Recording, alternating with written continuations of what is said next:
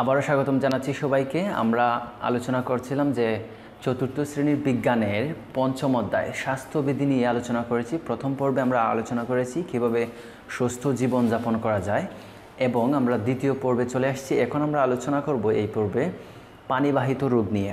পানিবাহিত রোগ কী, এটা কিভাবে ছড়ায় বা এটার প্রতিরোধ কী, এটা নিয়ে আলোচনা করব। এবং এখান থেকে কিছু প্রশ্ন আছে, দেখো এই প্রশ্নগুলো একদম সংক্ষিপ্ত প্রশ্ন।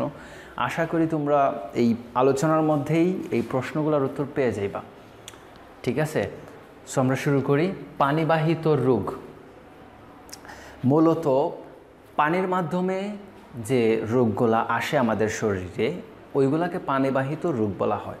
অনেক সময় দেখা যাচ্ছে বাতাসের মাধ্যমে আমাদের শরীরে রোগ চলে আসে, ওইটাকে বায়ুবাহিত রোগ বলা হয়। আর পানিবাহিত রোগ বলতে বোঝায় পানির মাধ্যমে যে রোগগুলা আমাদের শরীরে প্রবেশ করে বা রোগগুলা হয়, ওইগুলো হলো পানিবাহিত রোগ, ঠিক আছে? সো আমরা অনেক সময় দেখতে পাই যে একটা খাল অথবা বিল, ওইখানের মাঝে একদল মানুষ আছে যারা ওখান থেকে পানি নিচ্ছে খাওয়ার জন্য। আবার দেখা যাচ্ছে, তোমাদের বইয়ে ওই এক্সাম্পলটা আছে, একটা চিত্র দেখবা তোমরা আছে, ওইখানের মাঝে দেখবা এক সাইডে কারখানা, যেখান থেকে এই হচ্ছে এই কারখানার যত ময়লা আবর্জনা আছে সবগুলো পড়তেছে।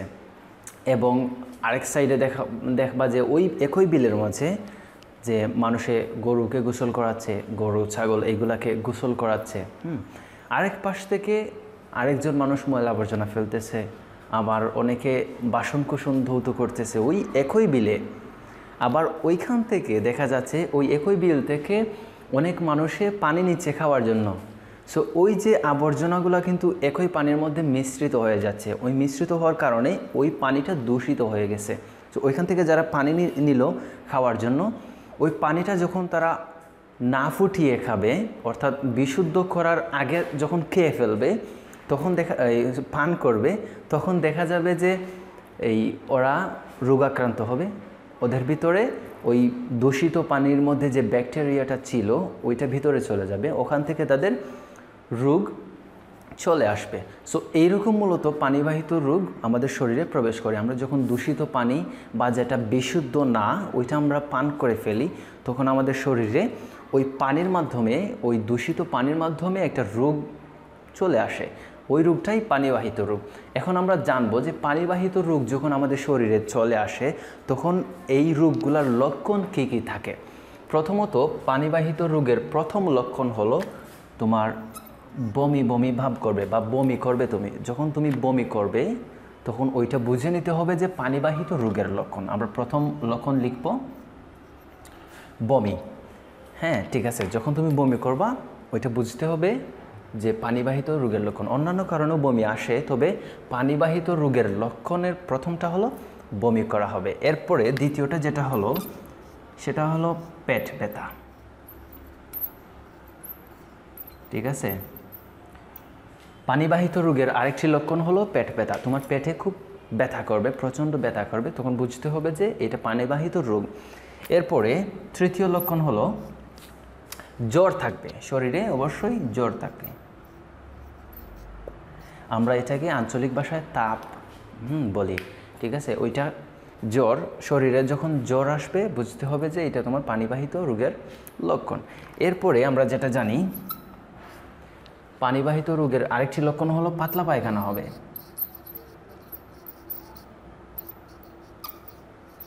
পাতলা পায়খানা হবে। আমরা জানি পাতলা পায়খানা কখন হয়, যখন আমাদের ডায়রিয়া হয়। আর পানিবাহিত কয়েকটা রোগ হলো যেমন ডায়রিয়া, আমাশয়, জন্ডিস, আরেকটা হলো তোমার টাইফয়েড। এগুলো কিন্তু পানিবাহিত রোগ।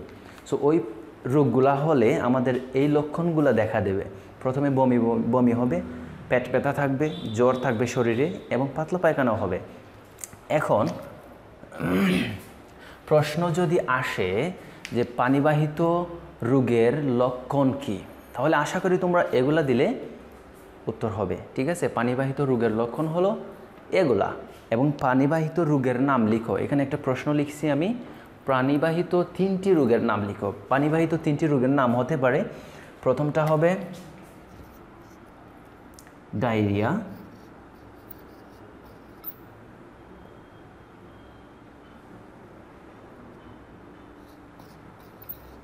হ্যাঁ ডায়রিয়া, এরপরে আমাশয়, এরপরে তৃতীয়টা হবে টাইফয়েড। লিখে নেই।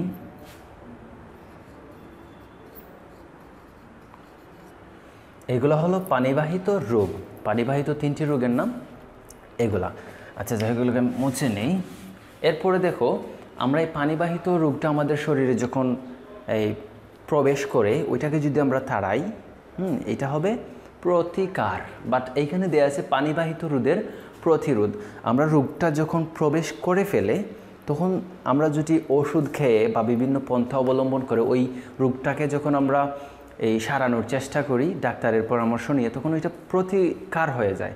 আর এইটা হলো প্রতিরোধ, অর্থাৎ রোগটা প্রবেশ করার আগে, রোগটা আমাদের শরীরে প্রবেশ করার আগে আমরা কিভাবে এটা থেকে বাঁচতে পারি, ওইটা প্রতিরোধ। পানিবাহিত রোগ থেকে নিজেকে বাঁচানোর যে উপায়গুলা, এগুলো আমাদের প্রথমটা হলো বিশুদ্ধ পানি পান করতে হবে। কি করতে হবে? বিশুদ্ধ পানি পান করতে হবে।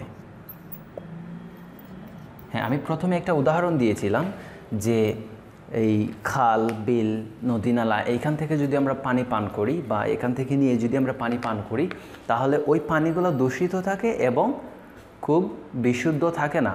সো ওই পানিগুলো খেলে আমরা পানিবাহিত রোগে আক্রান্ত হতে পারি। কিন্তু আমরা যদি ওই পানিগুলো না খাই বা না পান করি, ওই পানিগুলো যদি আমরা পান না করি যেগুলো বিশুদ্ধ না, তাহলে আমরা পানিবাহিত রোগকে প্রতিরোধ করতে পারি।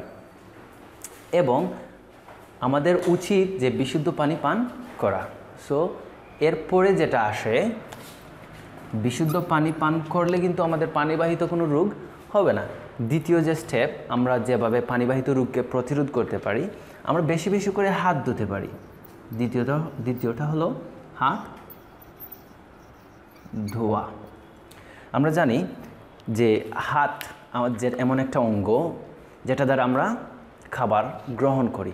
সো আমাদের হাতটা যদি অপরিষ্কার থাকে, আমরা যদি হাত না ধুয়ে রাখি, তখন দেখা যাবে আমাদের হাতের মধ্যে যে ব্যাকটেরিয়াগুলো থাকে, ওইগুলা খাবারের মাধ্যমে আমাদের ভিতরে চলে যায়। সো আমাদের হাত ধোয়াটা অত্যন্ত জরুরি, কেননা আমাদের হাত না ধুলে ওই ব্যাকটেরিয়াগুলো আমাদের ভিতরে চলে যাবে। এর পরিণাম হিসেবে আমরা বিভিন্ন রোগে আক্রান্ত হব, যেমন পানিবাহিত রোগ হতে পারে। সো আমরা পানিবাহিত রোগকে যখন প্রতিরোধ করার চেষ্টা করব বা প্রতিরোধ করতে হলে আমাদের সবসময় নিয়মিত হাত ধুয়ে রাখতে হবে বা নিজের হাতটা সবসময় পরিষ্কার রাখতে হবে। এরপরে যেটা আসে তৃতীয় যেটা আসে পানিবাহিত রোগের প্রতিরোধ হিসেবে, মানে প্রতিরোধ করতে গেলে যেটা আসে সেটা হলো নিজের টয়লেটটা সবসময় পরিষ্কার রাখা।